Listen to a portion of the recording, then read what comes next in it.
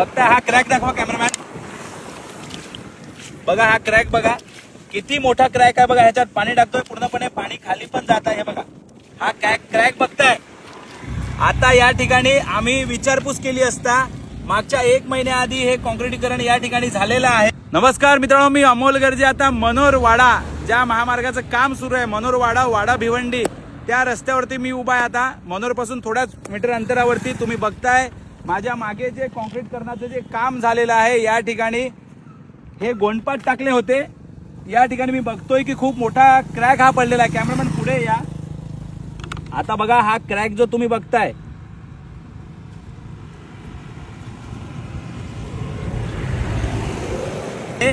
विशेष म्हणजे एक गोष्ट सांगेन आता की कोट्यावधी रुपये खर्च करून या रस्त्याचं काम हे प्रगती पथावरती आहे. ईगल इन्फ्रा कंपनीकडून हे काम होत आहे. माझी पीडब्ल्यूडीच्या अधिकाऱ्यांना विनंती आहे. आताच मी पाटील साहेबांशी बोललोय, ठाण्याच्या पीडब्ल्यूडीच्या अधिकाऱ्यांशी. त्यांनी सांगितलं की ह्या रस्त्याची एवढ्या भागातली पाहणी करायला पालघरचे जे पीडब्ल्यूडीचे अधिकारी आहेत त्यांची नेमणूक झालेली आहे. आता मी जाधव साहेबांशी बोललोय, पोपटराव चव्हाण साहेबांशी बोललोय. माझी पालघरच्या कार्यकारी अभियंता साहेबांना विनंती आहे की साहेब, एवढा भला मोठा निधी जर शासनाने जर दिलेला आहे, हा जो रस्ता आहे या रस्त्यामध्ये एवढ्या लवकर क्रॅक पडणं हे काही योग्य नाही. झालं असं होतं की कॅमेरामॅन ह्या अँगलने दाखवा.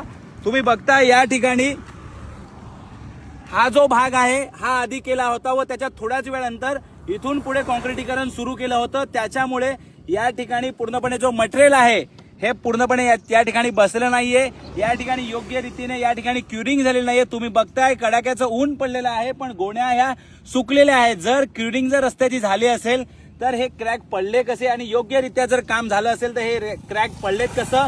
या दोन्ही कॉन्क्रीटची बॉन्डिंग ही व्यवस्थित झालेली नाहीये हे याच्यावरून पूर्णपणे सिद्ध होते. पण माझा एकच प्रश्न, सातत्याने मी एकच प्रश्न पीडब्ल्यूडीच्या अधिकाऱ्यांना विचारणार आहे की साहेब, एवढ्या मोठ्या करोडोच्या रस्त्यावरती क्रॅक पडलाच कसा.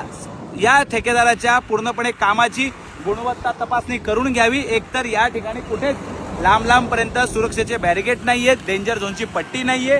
पूर्णपणे या परिसरामध्ये नुसता फुपाटा उडतोय आणि हा क्रॅक आला कसा आणि हा क्रॅक भविष्यामध्ये वाढला नाही पाहिजे. त्यासाठी पीडब्ल्यूडीच्या अधिकाऱ्यांनी आणि ठेकेदारांनी या ठिकाणी पाहणी करावी आणि ठेकेदाराला योग्य ते आदेश द्यावे. या एवढ्या भागाची दुरुस्ती करायला आणि कोट्यावधी रुपये खर्च करून जर अवघ्या महिन्याभरात जर असे क्रॅक येत असतील, रस्ता सुरू व्हायच्या पहिले जर असे क्रॅक असतील तर भविष्यात हे क्रॅक मेजर क्रॅक मध्ये ह्याचं रूपांतर होईल, मोठे क्रॅक होतील. माझी विनंती आहे तातडीने चेंजेस या कामात करून घ्यावेत आणि सुरक्षेचे सर्व नियम ठेकेदाराने पाळावेत. अन्यथा नक्कीच या ठेकेदाराच्या विरोधात आंदोलन करण्यात येईल. धन्यवाद.